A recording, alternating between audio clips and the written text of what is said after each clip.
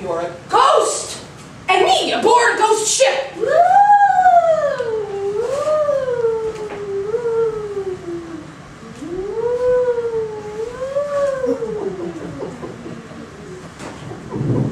I suppose it isn't such a wonder after all. A phantom? Not hardly. Did you imagine that maelstrom on the end of us? If you could survive it, why not us? You know enough to realize you're a hardier friend than any title freak can bring low for long. You have been traveling out at sea many a long month alone. I am what you might call a vision! A vision! A hallucination of events past to prepare you for events to come. Events to come! Speak your business. Well, just this past Sunday, men came through talking of the flying frog. One of ours, no doubt, put in service as a plague ship, we're told. Man just happened to be passing on the water when he came across a man, naked to the waist, with a look like God had struck him. That's what he said, wasn't it? A look like God had struck him. Tossing the bodies of his fellow sailors into the sea. All dead. Lost to a plague, I imagine. Man said that as far as he could tell, the poor lad was all alone.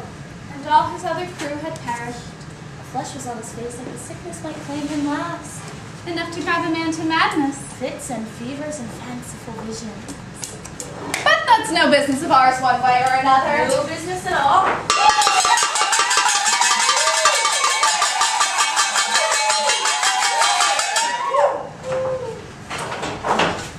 Nor is that noise for the matter that laughing and carrying on.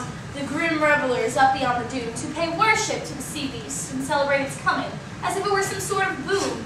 Though the creature brings death for all, them included. When I saw her, barefoot in her nightdress, staring out to sea with trails down her cheeks like she had been crying. And I asked her what the trouble was, and she gestured toward the shadow at her heels of a great man that stood behind her. I learned that the house had been the product of ill-gotten gains a girlhood spent in piracy. Thinking this to be the source of her torment, I suggested that she might free herself from it and so find peace. Unfettered spirit that I was, I had no notion of what was to follow.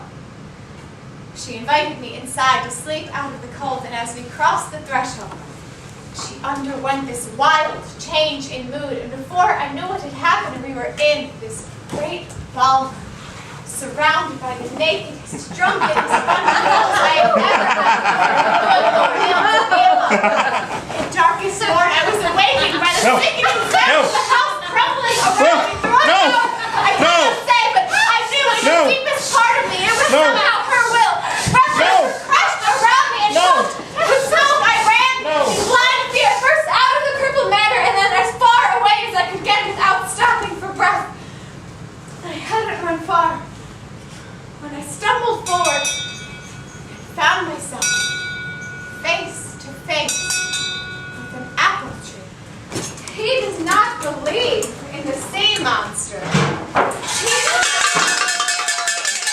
My colossus dragging its insatiable bulk through the restless surf, drawing torrents of rain and thunder and sparks from out of the clouds with the mighty electric shuddering spasms of sand-blown chaos. He does not believe in the cold and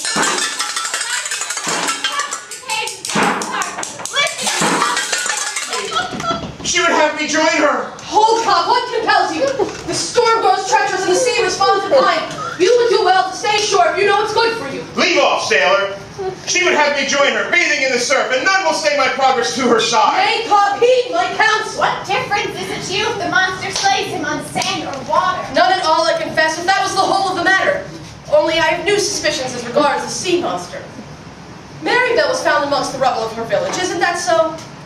And that fateful night you met her, you found her amongst a group of hedonists before discovering her the only survivor. You and Cobb accepted. And then there's her metallurgic thirst drinking up her golden store. How's any of this to prevent old Cobb from swimming? She calls to us. She would have us join her. Nay, those infidels, delay your march to sea a while. Sailor, we can't hold them all. But we must, for she does not feed them to the monster, no. She feeds upon them, and in feeding becomes the monster. Hold, Cobb! She will snap off your head and swallow you whole.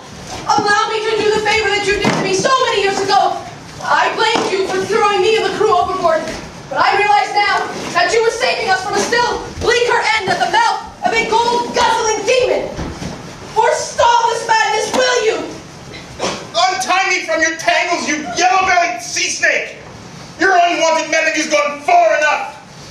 be decapitated, that's no one's business but my own. We all have chosen our lives and deserve no interference if we wish to toss ourselves to the tides. Miscreants, untie the captain, for it will please your mistress Marybelle. If this apple won't satisfy my hunger, I'll find a meal that will. Sweet sailor! But no!